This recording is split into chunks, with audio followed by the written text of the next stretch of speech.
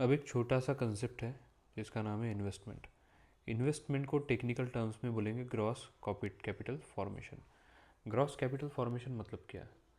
हमने पिछले लेक्चर में देखा था कि कैसे किसी एंटरप्राइजेस को अगर आउटपुट प्रोड्यूस करना है तो इनपुट के फॉर्म में उसे फैक्टर्स ऑफ प्रोडक्शन हमको सप्लाई करना होता है, और आउटपुट के फॉर्म में वो क्या बनाती है? कोई एंटरप्राइज आउटपुट के फॉर्म में क्या बनाएगी? आउटपुट के फॉर्म में गुड्स एंड सर्विसेज को प्रोड्यूस करेंगी। और इसमें हमने देखा था कि कैसे फाइनल गुड्स एंड सर्विसेज में एक कैपिटल गुड्स करके होता है। ठीक है, तो ये जो कैपिटल गुड्स है जो क्या करेगा? अल्टीमेटली प्रोडक्शन प्रोसेस में मदद करेगा, प्रोडक्शन को बढ़ाने में मदद करेगा। तो ये जो कैपिटल गुड्स हमने बनाए हैं उसे बोलेंगे ग्रॉस कैपिटल फॉर्मेशन। ग्रॉस मतलब क्या होता है? ग्रॉस का मतलब होता है टोटल। टोटल जितना भी कैपिटल हमने बनाया है, इसमें सिर्फ और सिर्फ कैपिटल गुड्स की बात नहीं करेंगे, बट ओवरऑल कैपिटल की जो फैक्टर्स ऑफ प्रोडक्शन हमने 4 प्रकार के देखे थे उसमें एक था capital.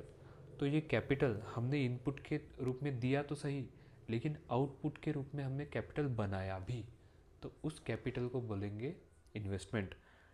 Creation of capital goods यहाँ पे मैंने एक एग्जाम्पल के रूप में दिया है कि अगर हम क्रिएशन ऑफ कैपिटल गुड्स करेंगे तो वो क्या है? हमारा इन्वेस्टमेंट है। ठीक है, अब यहाँ पे थोड़ा सा टेक्निकल टर्म्स में देखेंगे।